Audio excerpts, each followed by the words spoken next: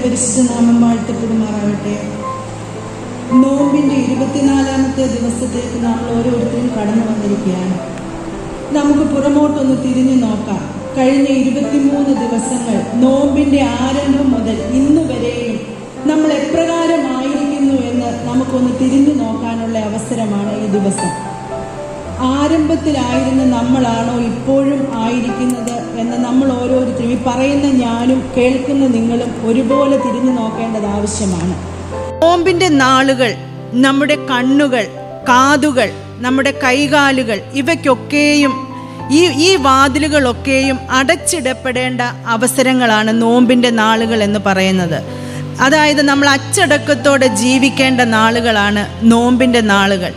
ഈ വാതിലുകൾക്കെല്ലാം കാവൽക്കാരെ നിർത്തി അത് കർത്താവ് പറയുന്നത് പോലെ അടക്കത്തോടെ ജീവിപ്പാൻ നമ്മളെ പരിശീലിപ്പിക്കുകയാണ് ഈ നോമ്പിൻ്റെ നാളുകൾ എന്ന് പറയുന്നത്. നമുക്കറിയാം, കാനാവിലെ കല്യാണത്തിന് കൽഭരണിയിലെ വെള്ളം വീഞ്ഞായി തീർന്ന കഥ നമ്മൾ ചെറുതിലേ മുതൽ കേൾക്കുന്ന കഥയാണ്. ആ വെള്ളം നിറയപ്പെട്ടതുപോലെ ക്രിസ്തുവാകുന്ന വീര്യത്താൽ ഈ നോമ്പിൻ്റെ നാളുകൾ നിറയപ്പെടുവാനായിട്ട് നമുക്കിടയായിത്തീരണം. ആ വീര്യത്തോടെ ജീവിപ്പാൻ, ക്രിസ്തുവാകുന്ന വീര്യം നമ്മുടെ ഉള്ളിൽ പ്രവേശിക്കുമ്പോൾ അത് അനേകർക്ക് രുചി പകരുന്നതായിട്ട്, അനേകരുടെ നോവുകളെ മാറ്റുന്നതായിട്ട് ഈ നോമ്പിൻ്റെ നാളുകൾ തീരേണ്ടത് ആവശ്യമാണ്. നമ്മുടെ ജീവിതങ്ങൾ അപ്രകാരമായിരിക്കുമ്പോൾ അനേക അത്ഭുതങ്ങൾ നമ്മുടെ ജീവിതത്തിൽ കാണുവാനായിട്ട് നമുക്ക് സാധിക്കും. നോമ്പ് എന്ന് പറയുമ്പോൾ ആദ്യം നമ്മുടെ ഉള്ളിൽ വരുന്നത് കുറച്ച് മീനും ഇറച്ചിയും മുട്ടയും, അതായത് മത്സ്യമാംസാദികളൊക്കെ ഒഴിവാക്കിക്കൊണ്ട് ഉള്ള കുറച്ച് ദിവസങ്ങൾ. എന്നാൽ ഇത് മാത്രം വർജിക്കുന്നത് കൊണ്ട് ഒരു നോമ്പാകുകയില്ല. ഞാനിപ്പോൾ മത്സ്യമാംസാദികളെല്ലാം വർജിച്ചിട്ട് അപവാദം പറയുന്ന ഒരു വായാണ് എൻ്റേത് എന്നുണ്ടെന്നുണ്ടെങ്കിൽ, ഞാനൊരിടത്ത് വായിക്കുവാനായിട്ടിടയായി, അപവാദം പറയുക എന്ന് പറയുന്നത് സഹോദരൻ്റെ മാംസം ഭക്ഷിക്കുന്നതിന് തുല്യമാണ്. ഒരാളെക്കുറിച്ച് അപവാദം പറയുക എന്നുള്ളത് ആ ആളിൻ്റെ മാംസം ഭക്ഷിക്കുന്നതിന് തുല്യമാണെങ്കിൽ, നാം നോമ്പ് നോക്കിയതുകൊണ്ടും മത്സ്യമാംസാദികൾ ഒഴിവാക്കിയതുകൊണ്ടും എന്താണ് പ്രയോജനം? എൻ്റെ വായിൽ നിന്ന് എൻ്റെ കൂട്ടുകാരൻ്റെ, അല്ലെങ്കിൽ എൻ്റെ കൂടെ ഇരിക്കുന്ന ആളിൻ്റെ, എൻ്റെ സഹോദരൻ്റെ കുറ്റമാണ് എൻ്റെ വായിൽ നിന്ന് വരുന്നത് എന്നുണ്ടെങ്കിൽ നമ്മൾ ഈ മത്സ്യമാംസാദികൾ വർജിച്ചത് കൊണ്ട് യാതൊരു കാര്യവുമില്ല. അതുകൊണ്ട് നമ്മൾ സ്വയമായിട്ട് ഒന്ന് ചിന്തിച്ച് നോക്കണം. ഈ കഴിഞ്ഞ 23 ദിവസം ഞാൻ നോമ്പ് നോക്കി. എൻ്റെ ആരംഭത്തിങ്കിലെ തീക്ഷ്ണത ഇന്ന് എൻ്റെ നോമ്പിൻ്റെ ജീവിതത്തിൽ ഉണ്ടോ എന്ന് നമ്മൾ ഓരോരുത്തരും ചിന്തിച്ച് നോക്കേണ്ടത് ആവശ്യമാണ്. നമുക്കറിയാം, ഈ ഫെബ്രുവരി മാസം എന്ന് പറയുന്നത് നമ്മുടെ ഇടവകയായിട്ടും അതുപോലെ കേരള ജനതയ്ക്കും എല്ലാം കണ്ണുനീരിൻ്റെ ഒരു മാസമായിരുന്നു. നമ്മൾ തിരിഞ്ഞു നോക്കുമ്പോൾ നമുക്കറിയാം, എത്രയോ മരണങ്ങൾ നമ്മുടെ മുമ്പിൽ നമ്മൾ കണ്ടു. അനേകർ ഈ ലോകത്തിൽ നിന്ന് മാറ്റപ്പെട്ടു. നമ്മുടെ ഇടവകയ്ക്ക് തന്നെ ഒരു നഷ്ടമുണ്ടായി. അതുപോലെ ഈ ലാസ്റ്റ് സമയത്ത് നമ്മൾ കണ്ടു ഒരു സിദ്ധാർത്ഥിൻ്റെ മരണം. അത് കേരളക്കരയാകെ, അതായത് മനസ്സലിവുള്ള ഏതൊരു വ്യക്തിയെയും കണ്ണുനീരിലാഴ്ത്തുന്ന ഒരു മരണമാണ് നമ്മൾ കണ്ടത്. നമ്മളൊന്ന് ചിന്തിച്ച് നോക്കിക്കുക, എന്തുകൊണ്ടാണ് ഇതൊക്കെ സംഭവിക്കുന്നത്? നമുക്കറിയാം, വെറ്റിനറി കോളേജിൽ അഡ്മിഷൻ കിട്ടിയ ഒരു പൈതൽ, അല്ലെങ്കിൽ അവിടെ പഠിക്കുന്ന ഒരു കുഞ്ഞ്, നമുക്കറിയാം എൻട്രൻസ് ഒക്കെ എഴുതി നല്ല മിടുക്കരായിട്ടുള്ള കുഞ്ഞുങ്ങൾ, നീറ്റ് എക്സാം എന്ന് പറയുന്നത് നമുക്കെല്ലാവരും അറിയുന്നത് പോലെ വളരെ കഷ്ടപ്പെട്ട് പഠിച്ച് അഡ്മിഷൻ എടുത്ത പൈതങ്ങളാണ് അവിടെ പഠിക്കുന്നത്. അതുപോലെ വളരെ താല്പര്യത്തോടെ മകനെ പറഞ്ഞു വിട്ട മാതാപിതാക്കൾ. ഒന്ന് ചിന്തിച്ച് നോക്കിക്കുക, ഒരു ഗസറ്റഡ് റാങ്കിൽ വരേണ്ട ആ കുഞ്ഞുങ്ങൾ ഇപ്പോൾ ഈ കൊലക്കുറ്റത്തിന് ഇപ്പോൾ ആയിരിക്കുന്ന ഒരവസ്ഥ. നമ്മൾ വിചാരിക്കും ഇന്ന് അത് വയനാട്ടിലാണല്ലോ നടന്നത്, നമ്മുടെ ചുറ്റുപാട് ഇന്ന് വയനാട്ടിലാണെങ്കിൽ പ്രിയമുള്ളവരെ, നാളെ ഈ ഇളമ്പലും ഇതുപോലെ ഒരു സിദ്ധാർത്ഥ് ഉണ്ടാകത്തില്ല എന്ന് നമുക്ക് ആർക്കും പറയാൻ സാധിക്കത്തില്ല. നമ്മുടെ കുഞ്ഞുങ്ങളെ നമ്മൾ നല്ല നല്ല കോളേജുകളിൽ വിടുന്നു, നല്ല നല്ല ഇടങ്ങളിൽ പരീക്ഷയ്ക്കും എല്ലാം നമ്മൾ വിടുന്നുണ്ട്. എന്നാൽ എവിടെയാണ് സുരക്ഷിതത്വം? ഒരു കാര്യം മാത്രമേ ഉള്ളൂ, കണ്ണുനീരോടെ നമ്മൾ പ്രാർത്ഥിക്കണം. നമുക്കറിയാം, ഈ നമ്മളെല്ലാവരും അറിഞ്ഞ കാര്യമാണ്, നമ്മുടെ അടുത്തുള്ള ഓടനാവട്ടത്തെ ഒരു സിൻജോ ജോൺസൺ എന്ന് പറയുന്ന ഒരു കുട്ടിയാണ് ഇതിൻ്റെ 1ാം പ്രതി എന്ന് പറയുന്നത്. ഒരു ക്രിസ്തുവിനെ അനുകരിക്കുന്ന ഒരു വ്യക്തിയുടെ ജീവിതം നമ്മളൊന്ന് ചിന്തിച്ച് നോക്കുക. ആ മാതാപിതാക്കളുടെ അവസ്ഥ നമ്മളൊന്ന് ഓർത്ത് നോക്കുക. അവരുടെ കുറ്റമാണെന്ന് നമ്മൾ പറയത്തില്ല. കാരണം എന്തുകൊണ്ടാണ് ഈ പൈതങ്ങൾ ഇങ്ങനെ ആയിരിക്കുന്നത് നമ്മൾ ഓരോരുത്തരും ചിന്തിക്കേണ്ടത് ആവശ്യമാണ്. നമ്മൾ പറയും നമ്മൾ കുറച്ച് പഠിപ്പിക്കുകയും കുറച്ച് ബുദ്ധി ഉപദേശിക്കുകയും അല്ലെങ്കിൽ വലിയ വലിയ ഇടങ്ങളിൽ പഠിക്കുവാൻ വിടുകയും എൻട്രൻസ് കോച്ചിങ്ങിന് വിടുകയും ഒക്കെ മാത്രം ചെയ്തതുകൊണ്ട് നമുക്ക് നമ്മുടെ കുഞ്ഞുങ്ങളെ ലഭിക്കത്തില്ല എന്നുള്ളത് വാസ്തവമായിട്ടുള്ള കാര്യമാണ്. ഞാൻ പറയും നമ്മൾ എത്രത്തോളം സമ്പാദിച്ചാലും എത്രത്തോളം കുഞ്ഞുങ്ങളെ പഠിപ്പിച്ചാലും എത്രത്തോളം ഉന്നത സ്ഥാനത്താക്കി എന്ന് പറഞ്ഞാലും കുഞ്ഞുങ്ങൾ നമ്മുടെ കൈ വിട്ടു പോയി കഴിഞ്ഞാൽ നമ്മുടെ ജീവിതമേ ശൂന്യമാണെന്നുള്ളതിന് യാതൊരു സംശയവുമില്ല. അതുകൊണ്ട് ഈ നാളുകളിൽ ഇങ്ങനെയൊരു സിദ്ധാർത്ഥ ഉണ്ടാകാതിരിക്കുവാൻ വേണ്ടി നമ്മുടെ കുഞ്ഞുങ്ങൾ, നമുക്കറിയാം നമ്മൾ ഈ കണ്ട വെറ്റിനറി കോളേജിൽ ഈ കൊലപാതക കുറ്റത്തിന് അറസ്റ്റിലായ കുഞ്ഞുങ്ങളെയൊക്കെ കണ്ടാൽ പലരും നിഷ്കളങ്ക മുഖമുള്ളവരാണ്. നമുക്ക് നോക്കുമ്പോൾ അറിയാം അല്ലേ? നമ്മുടെ കുഞ്ഞുങ്ങൾ നമ്മുടെ മുൻപിലിരിക്കുമ്പോൾ സാധുക്കളായിരിക്കും പ്രിയമുള്ളവരെ, അവർ വെറും നിഷ്കളങ്കരായിരിക്കും നമ്മുടെ കണ്ണിൽ. എന്നാൽ പുറത്തു പോകുമ്പോൾ അവരെന്തായിരിക്കുന്നു എന്ന് നമ്മൾ ആരും അറിയുന്നില്ല. അത് ആരുടെ പൈതലാണെങ്കിലും ആരും അതിൽ നിന്ന് വ്യത്യസ്തരല്ല. നമ്മളെ കൊണ്ടാകുന്നത് ഒരു കാര്യം മാത്രമേ ഉള്ളൂ, കണ്ണുനീരോടെ നമ്മുടെ തലമുറയ്ക്ക് വേണ്ടി പ്രാർത്ഥിക്കുക. അല്ലാതെ നമുക്ക് ഒരു രക്ഷയുമില്ല. യേശുക്രിസ്തു പറഞ്ഞതുപോലെ എന്നെ ഓർത്തല്ല നിങ്ങളെയും നിങ്ങളുടെ മക്കളെയും ചൊല്ലി കരയാൻ.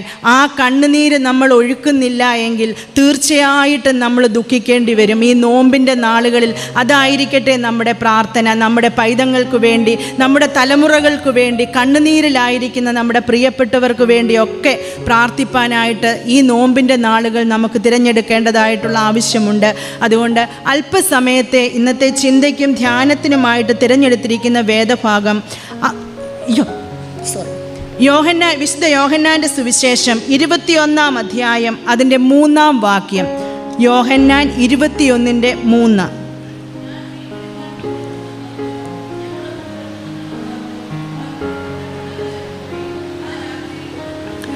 ആ രാത്രിയിൽ ഒന്നും പിടിച്ചില്ല. നമുക്ക് പ്രാർത്ഥിക്കാം.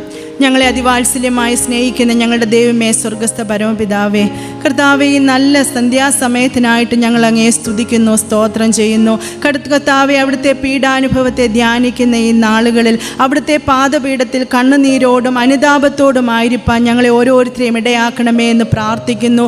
ഞങ്ങളുടെ ജീവിതത്തിലെ കുറവ് വശങ്ങളെ അവിടുന്ന് കണക്കിടല്ലേ എന്ന് പ്രാർത്ഥിക്കുന്നു. കർത്താവേ, എൻ്റെ ദൈവത്തെ കൂടാതെ ഒരു നിമിഷം പോലും ജീവിപ്പാൻ നീ അവിടുന്ന് ഞങ്ങളെ ഇടയാക്കല്ലേ എന്ന് പ്രാർത്ഥിക്കുന്നു. അല്പസമയം അവിടുത്തെ പാദപീഠത്തിലിരിക്കുമ്പോൾ പറയുന്ന അടിയനും കേൾക്കുന്ന നിൻ്റെ മക്കളും ഒരുപോലെ അവിടുത്തെ വകയാ കർത്താവേ. ഞങ്ങൾ ഏതുമില്ലാത്തവരാ കർത്താവേ, പാപികളാ കർത്താവേ. ഞങ്ങളോട് നീ അവിടുന്ന് സംസാരിക്കുമാറാകണമേ. ഞങ്ങളുടെ ജീവിതങ്ങളെ തിരിഞ്ഞൊന്ന് നോക്കുവാൻ തക്കവണ്ണം, എൻ്റെ ദൈവത്തിൻ്റെ സന്നിധിയിലേക്ക് ഞങ്ങളുടെ കുറവുകളെ ഏറ്റു പറയുവാൻ തക്കവണ്ണം ഈ രാത്രി നീ അവിടുന്ന് ഞങ്ങളെ പ്രകാശിപ്പിക്കണമേ എന്ന് പ്രാർത്ഥിക്കുന്നു. വചനത്തിൻ്റെ ആഴത്തിലേക്ക് ഞങ്ങളെ ഇറക്കണമേ. പരിശുദ്ധാത്മ ശക്തിയാൽ ഞങ്ങളെ എല്ലാവരെയും നിറയ്ക്കണമെന്ന് യേശുവിൻ്റെ നാമത്തിൽ അപേക്ഷിക്കുന്നു. കൃപയോടെ കേൾക്കുമാറാകണമേ. ആമേൻ. ഇന്നൊരു ചെറിയ വാക്യം എടുത്താണ് നമുക്ക് ഓരോരുത്തർക്കും ചിന്തിക്കുവാനായിട്ട് ആഗ്രഹിക്കുന്നത്. ആ 3 വാക്യത്തിൻ്റെ അവസാന ഭാഗം, ആ രാത്രിയിൽ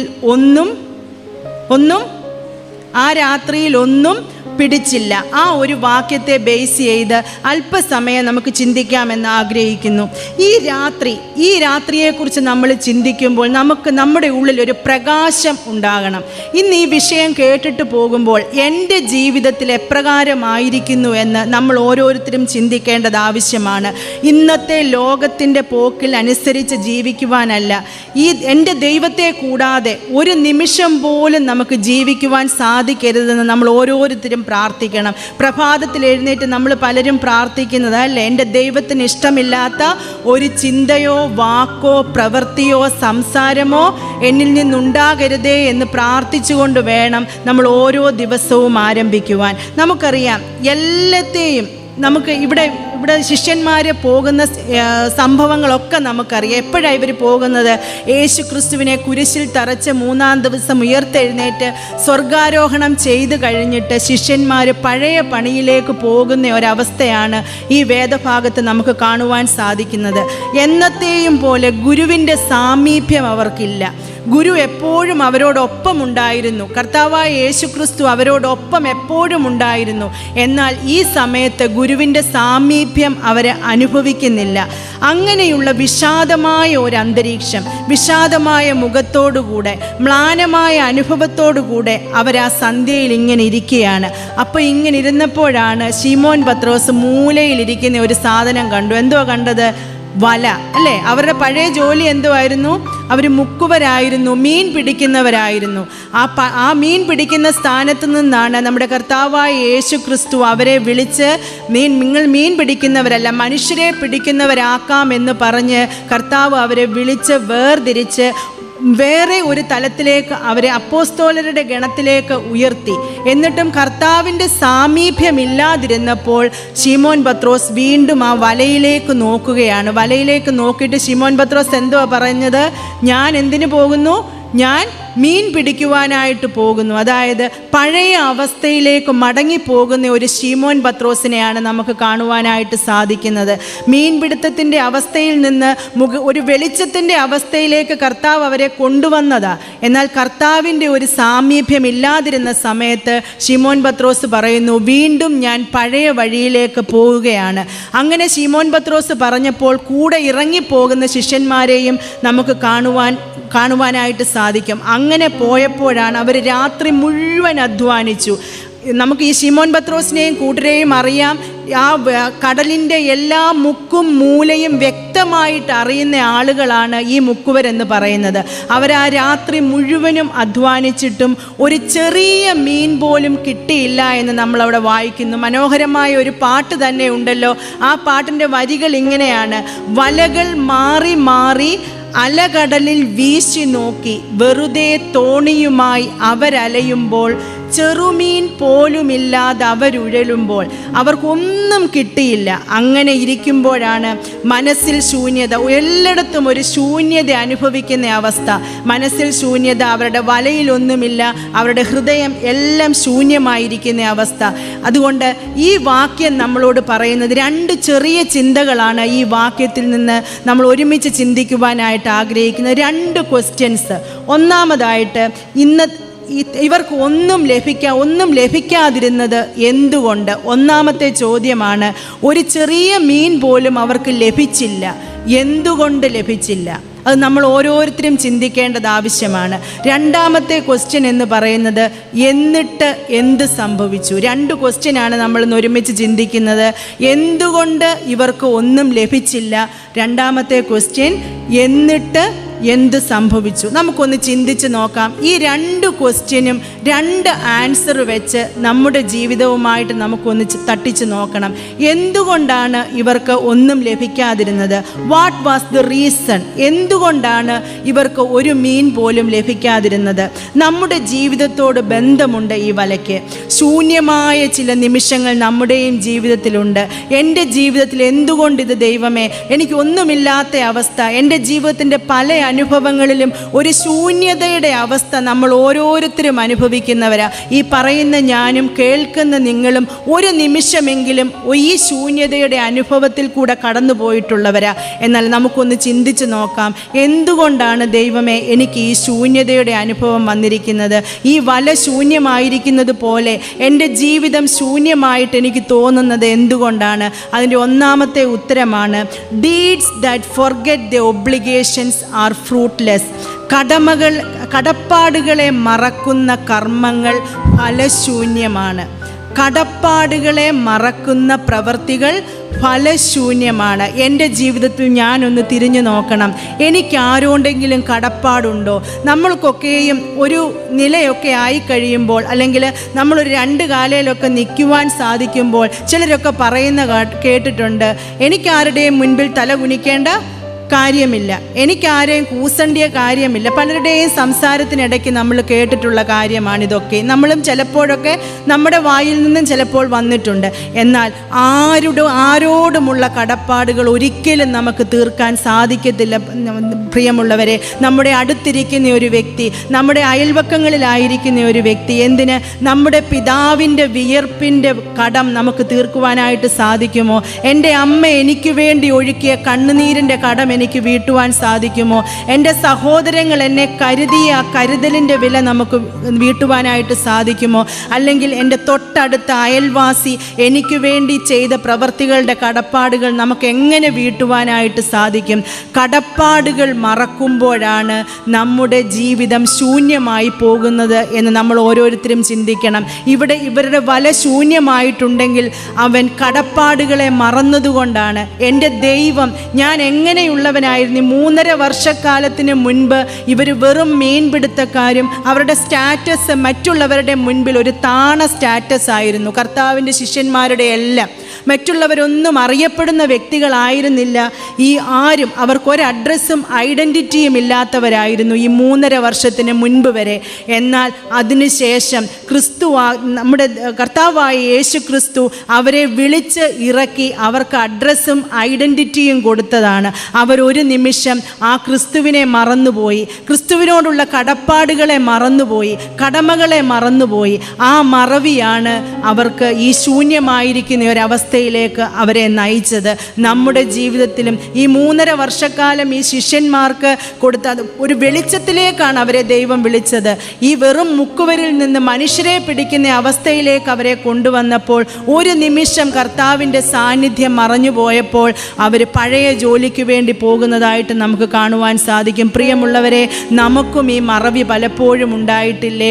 നമുക്കറിയാം ഈ ഡിമെൻഷ്യ, അൾഷിമേഴ്സ്, അംനേഷ്യ എന്നൊക്കെ പറയുന്ന അസുഖങ്ങൾ ഈ നാളുകളിൽ വളരെ കൂടി വന്നിരിക്കുന്ന അവസരങ്ങളാണ്. നമ്മൾ ഓരോരുത്തരും പുറമോട്ടൊന്ന് ചിന്തിച്ച് നോക്കുക.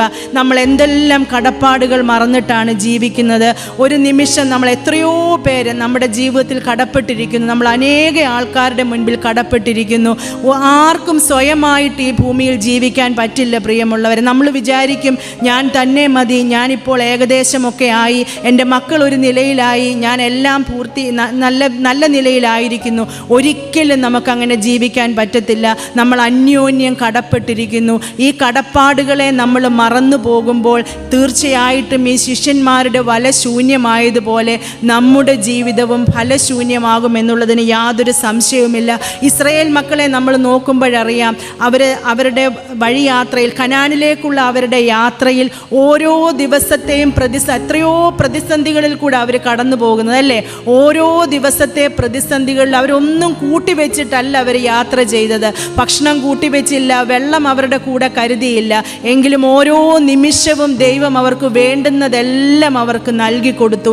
എന്നാൽ ഒരു നിമിഷം ദൈവം ഒന്ന് താമസിക്കുമ്പോൾ അവരെന്താണ് ഓർക്കുന്നത്? അവരുടെ പഴയ ഇറച്ചിക്കലങ്ങളിലേക്ക് അവരുടെ ചിന്ത പോവുക. ഇന്നലെ എന്നെ നടത്തിയ ദൈവത്തെ ഞാൻ മറന്നു, പഴയ കാലങ്ങളിലെ ആ നന്മകളിലേക്ക് ഞാൻ തിരിച്ചു പോകുന്നുണ്ട് എങ്കിൽ എൻ്റെ ദൈവത്തെ ഞാൻ മറന്നു എന്നുള്ളതിന് യാതൊരു സംശയവുമില്ല. അതുകൊണ്ട് നമ്മുടെ വലകൾ ശൂന്യമായിട്ടുണ്ടെങ്കിൽ, നമ്മുടെ ജീവിതം ശൂന്യമായിട്ടുണ്ടെങ്കിൽ, നമ്മുടെ പ്രയത്നങ്ങൾ ശൂന്യമായിട്ടുണ്ടെങ്കിൽ നമ്മളൊന്ന് തിരിഞ്ഞു നോക്കണം. എൻ്റെ ദൈവമേ, എൻ്റെ കടപ്പാടുകൾ ഞാൻ മറന്നുപോയിട്ടുണ്ടോ? എൻ്റെ ദൈവത്തോടുള്ള കടപ്പാടുകൾ, എൻ്റെ സഹോദരനോടുള്ള കടപ്പാടുകൾ എനിക്ക് തെറ്റിപ്പോയിട്ടുണ്ടോ എന്ന് നമ്മൾ ഓരോരുത്തരും ചിന്തിച്ച് നോക്കണം. നമ്മുടെ ജീവിതത്തിൽ കടപ്പാടുകളെ മറക്കുവാൻ ഒരിക്കലും നമുക്കിടയായി തീരരുത്. പ്രിയമുള്ളവരെ, യാക്കോബിൻ്റെ ജീവിതം നമുക്ക് എടുത്താൽ അറിയാം. യാക്കോബ് വളരെ ചതിയനായിരുന്നു. എല്ലാവർക്കും പണി കൊടുത്തിട്ടുള്ളവനാണ് യാക്കോബ്. അപ്പന് പണി കൊടുത്തു, ആ സഹോദരന് പണി കൊടുത്തു, അമ്മാവിന് പണി കൊടുത്തു. എന്നാൽ 77-ാമത്തെ വയസ്സിൽ ലാബാൻ്റെ ഭവനത്തിൽ കടന്നുപോയ യാക്കോബ് 98-ാമത്തെ വയസ്സിൽ മടങ്ങി വരുന്നു. വളരെ സന്തോഷവാനായി, സമ്പന്നനായി, 2 കൂട്ടമായി മടങ്ങി വന്നപ്പോൾ യാക്കോബിൻ്റെ ജീവിതത്തിൽ കടപ്പാടുകളെ ഓർക്കുന്ന ഒരവസരമുണ്ട്. യാക്കോബ് അവിടെ പറയുന്നുണ്ട്, ഒരു വടിയുമായി ഞാൻ അവിടേക്ക് പോയി, എന്നാൽ ദൈവം എന്നെ ഇത്രത്തോളം അനുഗ്രഹിച്ചിരിക്കുന്നു. പ്രിയമുള്ളവരെ, ഈ യാക്കോബിനെ പോലെ നമുക്ക് പറയാൻ സാധിക്കുമോ? നമ്മുടെ പുറമോട്ടൊന്ന് തിരിഞ്ഞു നോക്കിക്കേ. നമ്മളിപ്പോൾ ഒത്തിരി നന്മകൾ അനുഭവിക്കുന്നവരാ, കൃപയുടെ അനുഭവത്തിൽ വന്നവരാ. എന്നാൽ പുറമോട്ടൊന്ന് തിരിഞ്ഞു നോക്കിക്കേ, ഒന്നുമില്ലാത്ത അവസ്ഥ നമുക്കുണ്ടായിരുന്നു, ഏതുമില്ലാത്ത അവസ്ഥ നമുക്കുണ്ടായിരുന്നു. യാക്കോബ് പറഞ്ഞതുപോലെ നമുക്ക് പറയുവാൻ സാധിക്കുമോ? ഒരു വടിയുമായി ഞാൻ കടന്നു വന്നു, എന്നാൽ ഇപ്പോൾ ഇരട്ടിയായിട്ട് ദൈവം എന്നെ അനുഗ്രഹിച്ചു എന്ന് കടപ്പാടുകളെ ഓർത്തുകൊണ്ട് നമുക്ക് പറയുവാൻ സാധിക്കുമോ? അപ്രകാരം നമുക്ക് പറയുവാൻ സാധിക്കുമെങ്കിൽ തീർച്ചയായിട്ടും നമ്മുടെ ജീവിതം ഫലമുള്ളതായിത്തീരും. പ്രിയമുള്ളവരെ, തീർച്ചയായിട്ടും നമ്മുടെ ജീവിതമാകുന്ന വല നിറയപ്പെടുന്ന അനുഭവം നമുക്കുണ്ടായിത്തീരും. നോഹയുടെ ജീവിതത്തിൽ നമുക്ക് കാണുമ്പോഴറിയാം, നോഹയുടെ ജീവിതത്തിൽ നിന്ന് ആദ്യം പുറത്തുവിട്ട പക്ഷി ഏതാ? ഒന്ന് ഉറക്കെ പറ. അതോ എല്ലാവരും ഇറച്ചിയും മീനും ഒന്നും കൂട്ടാത്തതുകൊണ്ട് എല്ലാവരും ക്ഷീണിച്ചിരിക്കുക അല്ലേ? ഉറക്കെ പറഞ്ഞ ഏത് പക്ഷിയാ പുറത്തു വിട്ടേ?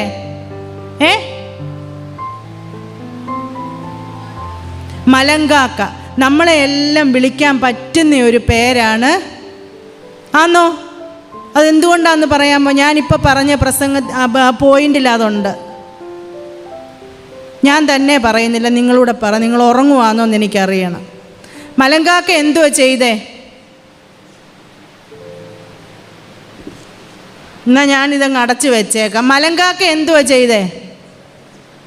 നോഹ എന്തോ പറഞ്ഞു. നോഹ കാക്കയെ വിളിച്ചിട്ട് പറഞ്ഞു, നീ ഒന്ന് പുറത്തു പോയി ഇതൊക്കെ ഒന്ന് അന്വേഷിച്ചിട്ട് വാ, വെള്ളമൊക്കെ കുറഞ്ഞോ എന്ന്. മലങ്കാക്ക എന്തോ ചെയ്തു? മലങ്കാക്ക നമ്മുടെ സുരേഷ് ഗോപി പറഞ്ഞ പോലെ പറഞ്ഞു. എന്തുവാ സുരേഷ് ഗോപി എന്തോ പറയുന്നേ?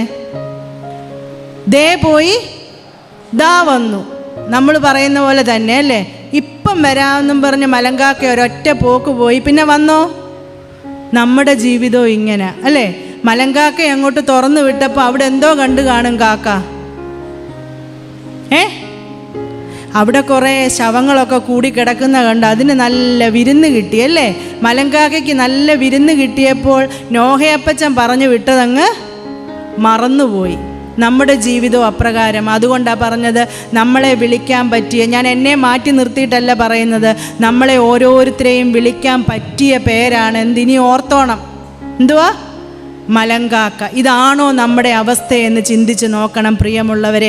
പുതിയ വിരുന്നിനെ തേടിപ്പോകുന്നവരാണോ നമ്മൾ? എൻ്റെ ദൈവം എനിക്ക് പുതിയ വിരുന്നുകളെ ഓരോ ദിവസവും ഒരുക്കി തരും. നമ്മുടെ കുഞ്ഞുങ്ങളായിട്ട്, നമ്മുടെ സ്വത്തുക്കളായിട്ട്, അനുഭവങ്ങളായിട്ട് അനേക വിരുന്നുകൾ നമുക്ക് ഒരുക്കി തരുമ്പോൾ ആ വിരുന്നുകളുടെ പുറകെ പോയിട്ട് ഈ കടപ്പാടുകളെ ദൈവത്തിനു വേണ്ടിയുള്ള നമുക്കറിയാം, 10 കുഷ്ഠരോഗികളെ സൗഖ്യമാക്കിയിട്ട് കർത്താവ് ചോദിക്കുന്ന ഒരു ചോദ്യമുണ്ട്, ബാക്കി 9 പേരെവിടെ? തിരിച്ചു വന്നത് ഒരേ ഒരു വിജാതീയൻ. ക്രിസ്തുവിനെ പൂർണ്ണമായിട്ട് അറിഞ്ഞ ബാക്കി 9 പേരും അവരുടെ വഴിക്ക് പോയി. തിരിച്ചു വന്നത് ഒരു വിജാതീയൻ മാത്രം. നമ്മളോടും കർത്താവ് ചോദിക്കുന്നുണ്ട്, ബാക്കിയുള്ളവരെന്തിയെ?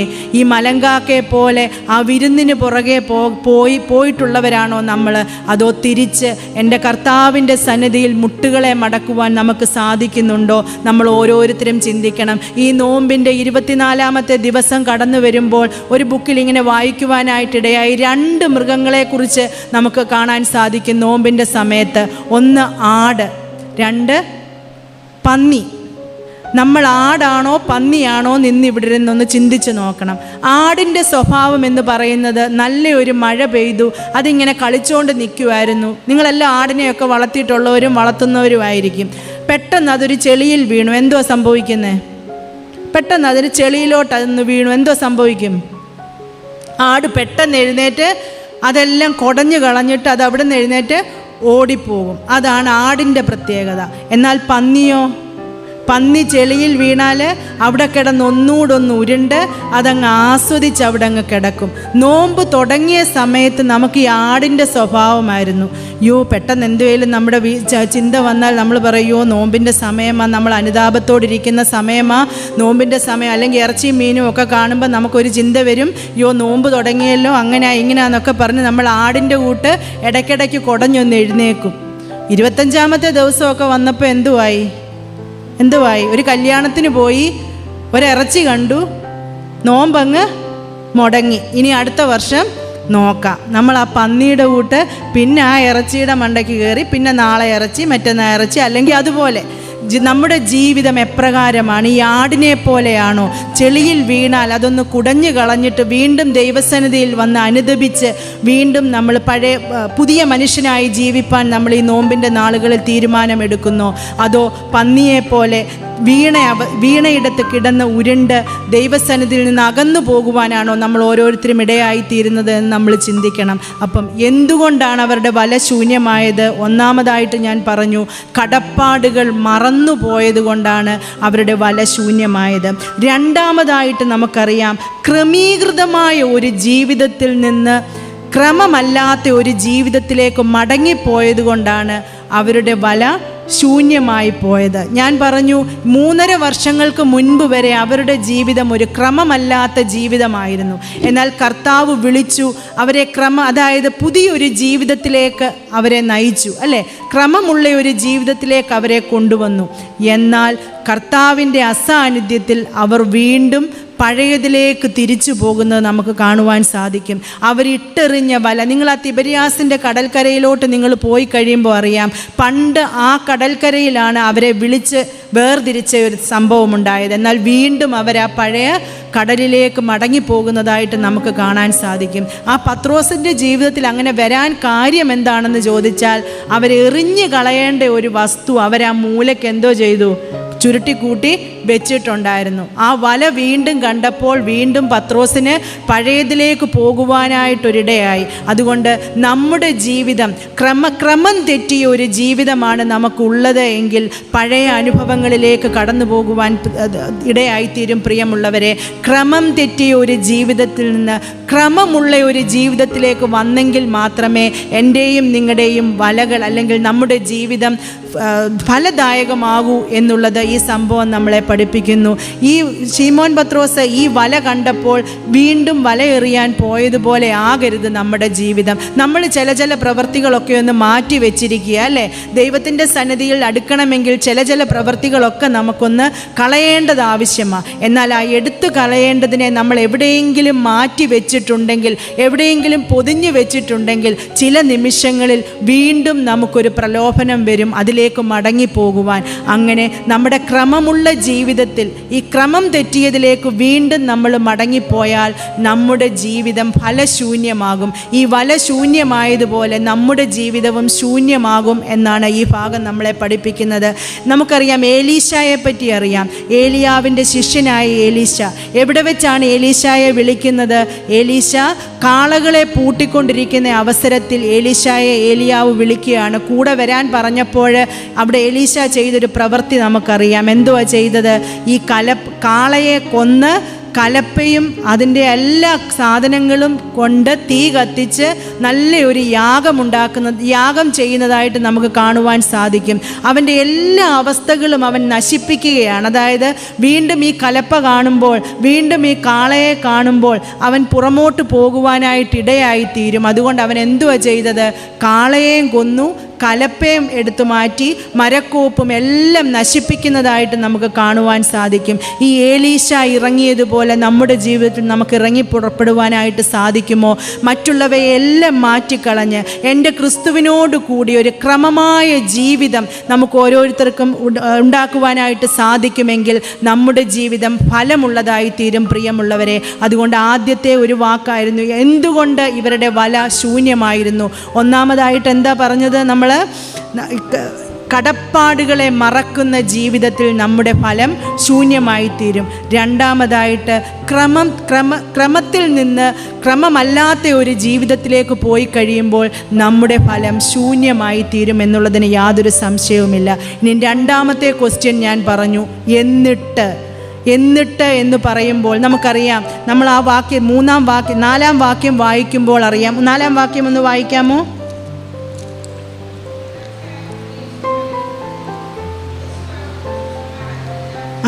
ആ രാത്രിയിൽ അവരൊന്നും പിടിച്ചില്ല. എന്നിട്ട്, അതാണ് രണ്ടാമത്തെ ക്വസ്റ്റ്യൻ എന്ന് പറയുന്നത്. എന്നിട്ട് ഞാൻ ചോദിക്കട്ടെ, അവർക്ക് ആ കടലിനെ പറ്റി എല്ലാം അറിയാമായിരുന്നു. രാത്രി മുഴുവൻ അവർ അധ്വാനിച്ചു. ഒരു 11:30-12 മണിയാവുമ്പോൾ അവർ വിചാരിക്കുക, മതി, ഇനി ഒന്നും കിട്ടിയില്ല, നമുക്കങ്ങ് വീട്ടിൽ പോയേക്കാമെന്ന് അവർ ചിന്തിച്ചില്ല. അവർ രാവിലെ വരെ അവിടെ വല വീശിയതായിട്ട് നമുക്ക് കാണുവാൻ സാധിക്കും. എന്നിട്ട് എന്താണ് സംഭവിച്ചത്? രാവിലെ ആയപ്പോൾ അവിടെ ആരെ കണ്ടു? യേശുവിനെ കണ്ടു. നമ്മുടെ ജീവിതത്തിലും ഇപ്രകാരമായിരിക്കണം പ്രിയമുള്ളവരെ. നമ്മുടെ ജീവിതത്തിൻ്റെ കൈപ്പേറിയ അവസരങ്ങളിൽ, ശൂന്യമായിട്ടിരിക്കുന്ന അവസരങ്ങളിൽ വീണ്ടും വീണ്ടും നമ്മൾ ചോദിച്ചിട്ടുണ്ട് അല്ലേ, എന്തിനാ ദൈവമേ എന്നെ ഇങ്ങനെ ഇട്ടിരിക്കുന്നത്, എന്തിനാ ദൈവമേ എനിക്കിങ്ങനെ കഷ്ടപ്പാടുകൾ തന്നിരിക്കുന്നത്, എന്തിനാ എൻ്റെ ജീവിതത്തിൽ ഈ വേർപാടുകൾ തന്നിരിക്കുന്നത്. എന്നിട്ടും നമ്മൾ ഇന്നും ദൈവസന്നിധിയിലായിരിക്കുന്നു എന്നുണ്ടെങ്കിൽ നമ്മളെ കാത്തു നിൽക്കുന്ന ഒരു ദൈവമുണ്ട് എന്ന് നമ്മൾ മറന്നു പോകരുത്. എന്നെയും നിങ്ങളെയും കാത്തിരിക്കുന്ന ഒരു ദൈവം. പുലർച്ചെയായപ്പോൾ യേശു കരയിൽ നിന്നിരുന്നു, വേറെ എങ്ങുമല്ല, തൊട്ടടുത്തുണ്ടായിരുന്നു യേശു. നമ്മുടെ ജീവിതത്തിൽ വിഷമതകളും പ്രയാസങ്ങളും ഒക്കെ വരും പ്രിയമുള്ളവരെ. എന്നാൽ beyond the dark night there is a glow of dawn. ഏതൊരു ഇരുട്ടിൻ്റെ അറ്റത്തും പ്രകാശം, നല്ല ജ്വലിക്കുന്ന ഒരു പ്രകാശമുണ്ട് എന്ന് നമ്മൾ ആരും മറന്നു പോകരുത്. നമ്മുടെ ജീവിതത്തിൽ പ്രയാസങ്ങളുണ്ടാകും, ബുദ്ധിമുട്ടുകളുണ്ടാകും, വേർപാടിൻ്റെ അവസരങ്ങളുണ്ടാകും. എന്നാൽ നമ്മളെ കാത്തു നിൽക്കുന്ന ഒരു ദൈവം, കാത്തു നിൽക്കുന്ന ഒരു പ്രകാശം നമുക്ക് മുൻപിലുണ്ട് എന്ന് നമ്മൾ മറന്നു പോകരുത്. ഇസ്രായേൽ മക്കൾ മാറായുടെ അനുഭവത്തിൽ കൂടെ കടന്നപ്പോൾ, കയ്പ് വെള്ളത്തിൻ്റെ അനുഭവത്തിൽ കൂടെ കടന്നപ്പോൾ കർത്താവ് പറഞ്ഞു, ഒരു മരച്ചില്ല വെട്ടി അതിലേക്കിടാൻ. ഈ മരച്ചില്ല തിരക്കി ഇവർക്ക് എങ്ങും ദൂരോട്ട് പോകേണ്ട ആവശ്യം വന്നില്ല. ആ മരച്ചില്ല അവർക്ക് തൊട്ടടുത്തുണ്ടായിരുന്നു. അത് വെട്ടി വെള്ളത്തിലിട്ടപ്പോൾ ആ മാറ മധുരമുള്ളതായിട്ട് മാറി. പ്രിയമുള്ളവരെ, നമ്മുടെ ജീവിതത്തിൽ പ്രതിസന്ധികൾ വരുമ്പോൾ, നമ്മുടെ വലകൾ ശൂന്യമായി തീരുമ്പോൾ കർത്താവ് നമ്മുടെ ചാരയുണ്ട് എന്നുള്ളതാണ് നമ്മുടെ ഏക പ്രത്യാശ എന്ന് പറയുന്നത്. നമ്മൾ പലപ്പോഴും പറഞ്ഞിട്ടുണ്ട്, ദൈവമേ നീ എവിടെയാണ്, എൻ്റെ ജീവിതത്തിൽ എന്തുകൊണ്ടിങ്ങനെ സംഭവിച്ചു. എന്നാൽ എൻ്റെ ജീവിതത്തിൽ സംഭവിക്കുന്നത് എന്ത് തന്നെ ആയിരുന്നാലും എൻ്റെ കൂടെ എൻ്റെ ദൈവമുണ്ട്. കഴിഞ്ഞ ദിവസം അലക്സാണ്ടർ അച്ഛൻ പറഞ്ഞതുപോലെ, നമ്മളെപ്പോഴും പറയും, നീ ദൈവമേ നീ പരിശുദ്ധനാകുന്നു, മരണമില്ലാത്തവനെ നീ എന്തുകൊണ്ടാണ് നീ എന്ന് പറഞ്ഞ് എൻ്റെ തൊട്ടടുത്ത് നിൽക്കുന്ന ഒരു ദൈവം, എൻ്റെ തൊട്ടടുത്ത് നിൽക്കുന്ന ഒരു ദൈവം, എൻ്റെ ഏതവസ്ഥയിലും എൻ്റെ കൂടെ നിൽക്കുന്ന ഒരു ദൈവമുണ്ട്. ഏത് ഇരുട്ടിൻ്റെ അവസ്ഥയിലും എന്നെ ഈ വെളിച്ചത്തിലേക്ക് നയിക്കുന്ന ഒരു യേശു ഉണ്ട് എന്നുള്ളൊരു ചിന്ത നമുക്കെപ്പോഴും ഉണ്ടായിരിക്കും. അതുകൊണ്ടാണ് എന്നിട്ടും നമ്മൾ ഈ ഭൂമിയിലായിരിക്കുന്നത്. ഈ പ്രയാസങ്ങളുടെ നടുവിൽ എന്നിട്ടും നമ്മൾ ആയിരിക്കുന്നുണ്ടെങ്കിൽ എന്നെ കാത്തു നിൽക്കുന്ന ഒരു ദൈവമുണ്ട് എന്നുള്ള ഉറപ്പും വിശ്വാസവും ഉള്ളത് കൊണ്ടാണ്. അവിടെ നമ്മൾ കാണും, വെറും ശൂന്യമായിട്ട് കടന്നു വരുന്ന ഈ ശിഷ്യന്മാരെ വിളിക്കുന്നത് എന്താണ്? കുഞ്ഞുങ്ങളെ എന്ന് വിളിക്കുന്ന കർത്താവിൻ്റെ ശബ്ദം. പ്രിയമുള്ളവരെ, നമ്മൾ എത്ര തെറ്റിപ്പോയിക്കൊള്ളട്ടെ, നമ്മുടെ ജീവിതത്തിൽ ഒന്നുമില്ലാത്ത അവസ്ഥയിൽ കർത്താവിൻ്റെ സന്നിധിയിലേക്ക് കടന്നു വരട്ടെ, ദൈവം നമ്മളെ സ്നേഹത്തോടെ വിളിക്കുന്നു കുഞ്ഞുങ്ങളെ. അത്രത്തോളം സ്നേഹത്തോടെ വിളിക്കുന്ന ഏതപ്പനുണ്ട് ജീവിതത്തിൽ? നമ്മുടെ ജീവിതത്തിൽ ഏതവസ്ഥയിൽ നമ്മളായിരുന്നാലും നമ്മളെ കരം നീട്ടി കുഞ്ഞുങ്ങളെ എന്ന് വിളിച്ച് മാറോട് ചേർക്കുന്ന ഒരപ്പൻ കരയിൽ കാത്തു നിൽപ്പുണ്ട് എന്ന് നമ്മൾ ആരും മറന്നു പോകരുത്. അതുകൊണ്ട് എന്നിട്ടും അവർ വല വീശിയെങ്കിൽ അവരെ കാത്തു നിൽക്കുന്ന യേശു ഉണ്ട് എന്നുള്ളൊരു വിശ്വാസം അവർക്കുണ്ടായിരുന്നു. രണ്ടാമതായിട്ട്, എന്നിട്ടും അവരെന്തുകൊണ്ട് വല വീശി? അടുത്ത വാക്യത്തിൽ നമ്മൾ വായിക്കുന്നുണ്ട്, യേശു ആണെന്ന് അവർ അറിഞ്ഞില്ല. പ്രിയമുള്ളവരെ, നമ്മുടെ ജീവിതത്തിലും നമ്മൾ അറിയാത്ത ഒരു ദൈവ സാന്നിധ്യം നിങ്ങളുടെ ഓരോരുത്തരുടെയും തൊട്ടടുത്ത് ഉണ്ട് എന്ന് എത്ര പേര് വിശ്വസിക്കുന്നുണ്ട്? നമ്മൾ പലപ്പോഴും നമ്മൾ ചിന്തിക്കത്തേ ഇല്ല എൻ്റെ ദൈവം എൻ്റെ കൂടെ ഉണ്ടെന്ന്. പക്ഷേ നമ്മളൊരു പ്രശ്നത്തിൽ നിന്ന് പുറത്തു വരുമ്പോൾ ഈ ഇരിക്കുന്ന എന്നെക്കാട്ടിൽ കൂടുതൽ നിങ്ങൾ ഓരോരുത്തരും അനുഭവിച്ചവരാണ്. എൻ്റെ ദൈവം എൻ്റെ കൂടെ ഉണ്ടായിരുന്നു, അത് ഞാൻ അറിഞ്ഞില്ല. നമ്മൾ പലപ്പോഴും അറിയത്തില്ല. നമ്മൾ അറിയാത്തൊരു ദൈവകൃപ നമ്മുടെ ചുറ്റുമുണ്ട്. പ്രിയമുള്ളവരെ, നമ്മൾ വീഴാൻ പോകുമ്പോൾ താങ്ങുന്ന, നമ്മൾ ആവർത്തന പുസ്തകത്തിൽ വായിക്കുന്നുണ്ടല്ലോ, പുരാതനനായ ദൈവം എൻ്റെ സങ്കേതം, കീഴേ ശാശ്വത ഭുജങ്ങളുണ്ട്. പലപ്പോഴും നമ്മളത് തിരിച്ചറിയുന്നില്ല. നമ്മൾ അറിയാത്ത ആ ദൈവകൃപ നമ്മളെ പൊതിയുന്നത് കൊണ്ടാണ് പ്രിയമുള്ളവരെ നമ്മൾ ഇന്നും സന്തോഷത്തോടെ സൗഖ്യത്തോടെ ഇവിടെ ആയിരിക്കുന്നത്. അതുകൊണ്ട് ആ ദൈവത്തിൻ്റെ കൃപയാണ് നമ്മൾ ഓരോരുത്തരെയും നിലനിർത്തുന്നത് എന്ന് നമ്മൾ ഒരിക്കലും മറന്നു പോകരുത്. നമ്മൾ ബുദ്ധി കൊണ്ട് ചിന്തിക്കുന്നവരാണ് നമ്മളെല്ലാവരും. എന്നാൽ ബുദ്ധിക്ക് അതീതമായിട്ട് നടത്തുന്ന ഒരു കർത്താവാണ് നമുക്കുള്ളത്. നമ്മൾ ആദ്യത്തെ ദിവസങ്ങളിൽ നയമാനെ പറ്റി കേട്ടു അല്ലേ?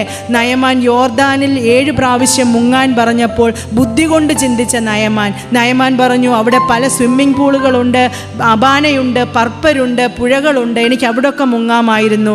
ബുദ്ധി കൊണ്ട് ചിന്തിച്ച നയമാൻ. നമ്മളും പലപ്പോഴും പല കാര്യങ്ങളും ബുദ്ധി കൊണ്ടാണ് ചിന്തിക്കുന്നത്. എന്നാൽ പാട്ടുകാരൻ പാടുന്നത് പോലെ ബുദ്ധിക്ക് അതീതമാം അത്യത്ഭുതങ്ങളാൽ ദൈവം നമ്മളെ നടത്തുന്നു എന്ന് നമ്മൾ മറന്നു പോകരുത്. നമ്മൾ പുറമോട്ട് ചിന്തിക്കുമ്പോൾ നമുക്ക് കാണാൻ സാധിക്കും, നമ്മൾ ബുദ്ധിയിൽ നമ്മൾ അനേക കാര്യങ്ങൾ ചിന്തിച്ചു കൂട്ടിക്കാണും. എന്നാൽ ആ ബുദ്ധിക്ക് അതീതമായിട്ട് എത്ര അത്ഭുതമായിട്ട് ഓരോ ദിവസവും നമ്മളെ നടത്തിയെന്ന് നമ്മൾ ഓരോരുത്തരും ചിന്തിച്ച് നോക്കണം. അതുകൊണ്ട് ദൈവം നമ്മുടെ കൂടെയുണ്ട് പ്രിയമുള്ളവരെ. നമ്മളെ കാത്തു നിൽക്കുന്ന ഒരു ദൈവമുണ്ട്.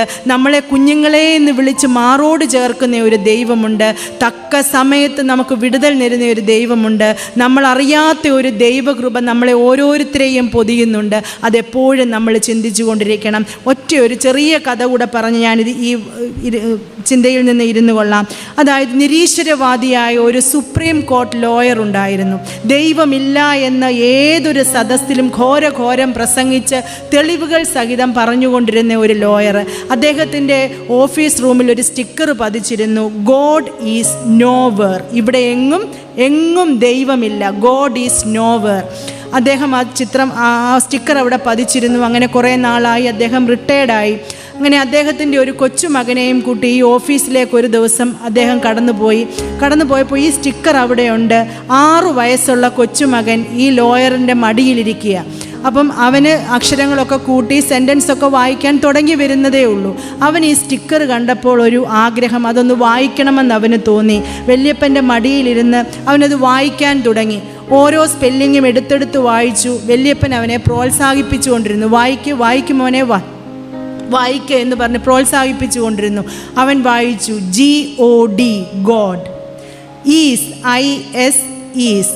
അടുത്ത വാക്യം അവൻ വായിച്ചത് NO, ആ വേറിൻ്റെ W കൂടെ ചേർത്ത് അവൻ വായിച്ചു NOW. എന്തുവാ? നൗ. അത് കഴിഞ്ഞിട്ട് വരുന്നത് എന്തുവാ? ഹിയർ. അവിടെ അവൻ്റെ വല്യപ്പൻ എഴുതി വെച്ചിരുന്ന സ്റ്റിക്കർ എന്ന് പറയുന്നത് ഗോഡ് ഈസ് നോവെർ. എന്നാൽ മോൻ വായിച്ചത് എങ്ങനെയാ? God is now here. അതിൻ്റെ അർത്ഥം എന്തുവാണ്? കർത്താവ് ഇപ്പോൾ ഇവിടെ, ദൈവം ഇപ്പോൾ ഇവിടെ ഉണ്ട് എന്ന് വായിക്കുന്ന ഒരു കൊച്ചുമകൻ. അത് വല്യപ്പൻ്റെ കാഴ്ചപ്പാടായിരുന്നില്ല, കൊച്ചുമകൻ്റെ കാഴ്ചപ്പാട്. ആ പുസ്തകത്തിൽ എഴുതിയിരിക്കുന്നു, ഈ സുപ്രീം കോടതി ലോയർ ഈ കൊച്ചുമകൻ്റെ ഈ വായന കേട്ടിട്ട് ദൈവത്തിൽ വിശ്വസിക്കുന്ന ഒരു അനുഭവത്തിലേക്ക് വന്നു എന്ന് ആ പുസ്തകത്തിൽ എഴുതിയിരിക്കുന്നതായിട്ട് വായിക്കുവാനിടയായി. പ്രിയമുള്ളവരെ, നമ്മുടെ ജീവിതം നമ്മളിത് കേട്ടതുപോലെ നമ്മുടെ വലകൾ ശൂന്യമായിട്ടുണ്ടെങ്കിൽ, ആ രാത്രിയിൽ അവരൊന്നും പിടിച്ചിട്ടില്ല എങ്കിൽ അതിന് 2 ക്വസ്റ്റ്യനാണ്. എന്തുകൊണ്ട് അവരൊന്നും പിടിച്ചില്ല? അവർ കടപ്പാടുകളെ മറന്നവരായിരുന്നു. പഴയ കടപ്പാടുകളെ മറന്നുപോയതുകൊണ്ട് അവരുടെ വല ശൂന്യമായിരുന്നു. ക്രമത്തിൽ നിന്ന് ക്രമമല്ലാത്ത ജീവിതത്തിലേക്ക് കടന്നു വന്നപ്പോൾ അവരുടെ വല ശൂന്യമായി പോയി. എന്നിട്ടും അവർ വല വീശിയത് എന്തുകൊണ്ടാണ്? എന്നെ കാത്തു നിൽക്കുന്ന ഒരു കർത്താവുണ്ട്, ഈ ഇരുട്ടിൽ നിന്ന് എന്നെ വെളിച്ചത്തിലേക്ക് കൊണ്ടുവരുന്ന ഒരു കർത്താവുണ്ടെന്നുള്ള ബോധമുണ്ടായിരുന്നത് കൊണ്ടാണ് വീണ്ടും അവർ വല വീശിക്കൊണ്ടിരുന്നത്. അടുത്തത് എന്താണ്? യേശുവിൻ്റെ നമ്മളറിയാത്ത ഒരു ദൈവകൃപ. യേശു ആരെന്ന് അവരറിഞ്ഞില്ല, പക്ഷെങ്കിൽ യേശു അവരുടെ കൂടെ ഉണ്ടായിരുന്നു. പ്രിയമുള്ളവരെ, നമ്മുടെ ജീവിതത്തിലും ഇപ്രകാരമാണ്.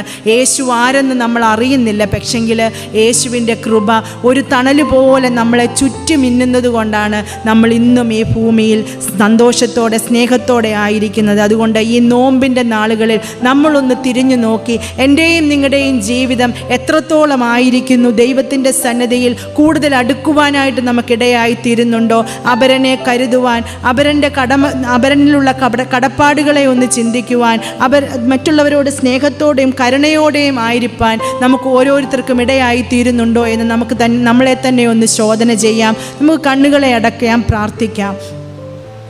ഞങ്ങളെ നിത്യമായി സ്നേഹിക്കുന്ന ഞങ്ങളുടെ ദൈവമേ, സ്വർഗസ്ഥ പിതാവേ, കർത്താവെ, 24-ാമത്തെ ദിവസം, നോമ്പിൻ്റെ ദിവസം, ദൈവമേ, നീ അവിടുന്ന് ഞങ്ങളെ കൂട്ടി വരുത്തി. പല ഭവനങ്ങളിൽ നിന്നായിട്ടുള്ള ഞങ്ങൾക്ക് കർത്താവെ അല്പസമയം അവിടുത്തെ പാദപിടത്തിലിരുന്ന് കർത്താവിൻ്റെ തിരുവചനം ധ്യാനിപ്പാൻ തന്ന കൃപയ്ക്കായിട്ട് സ്തോത്രം. നീ അവിടുന്ന് ഞങ്ങളോട് ഓരോ ദിവസവും ഇടപെടുന്ന കൃപയ്ക്കായിട്ട് സ്തോത്രം കർത്താവെ. പലപ്പോഴും അവിടുത്തെ സാന്നിധ്യം ഞങ്ങൾ അറിയുന്നില്ല കർത്താവെ, എന്നാൽ ഞങ്ങൾ അറിയാത്ത ദൈവകൃപ, ഞങ്ങളെ ചുറ്റി മിന്നുന്ന കൃപയ്ക്കായിട്ട് നന്ദി നന്ദിയോട് സ്തോത്രം ചെയ്യുന്നു. കുഞ്ഞുങ്ങളെ എന്ന് വിളിച്ച് ഞങ്ങളെ മാറോട് ചേർക്കുന്ന ആ സ്നേഹത്തിലേക്ക് ഞങ്ങളെ അടുപ്പിക്കണമേ എന്ന് പ്രാർത്ഥിക്കുന്നു കർത്താവെ. കടപ്പാടുകളെ മറന്നു പോകുന്നവരായിട്ടല്ല കർത്താവെ, മറ്റുള്ളവരെ സ്നേഹിപ്പാനും കരുതുവാനും ഉള്ള വിശ്വസ്തത ഞങ്ങൾക്ക് നൽകി തരണമേ എന്ന് പ്രാർത്ഥിക്കുന്നു. ക്രമം തെറ്റിയ ഒരു ജീവിത അവസ്ഥയിൽ നിന്ന് ക്രമമുള്ളവരായി ദൈവത്തോട് ചേർന്ന് ജീവിപ്പാൻ ഞങ്ങളെ ഓരോരുത്തരെയും ഇടയാക്കണമേ എന്ന് പ്രാർത്ഥിക്കുന്നു. കടന്നു വന്ന മക്കളെ എല്ലാവരെയും തിരുസന്നിധിയിൽ ഏൽപ്പിക്കുന്നു. നേതൃത്വം കൊടുക്കുന്ന മക്കളെ അവിടുന്ന് അനുഗ്രഹിക്കണമേ എന്ന് പ്രാർത്ഥിക്കുന്നു. പുതിയ സൃഷ്ടിയായിട്ട് രൂപാന്തരമുള്ളവരായിട്ട് ജീവിപ്പാൻ തക്കവണ്ണം ഞങ്ങളെ ഓരോരുത്തരെയും ഇടയാക്കണമെന്ന് യേശുക്രിസ്തുവിൻ്റെ നാമത്തിൽ അപേക്ഷിക്കുന്നു. കൃപയോടെ കേൾക്കണമേ. ആമേൻ.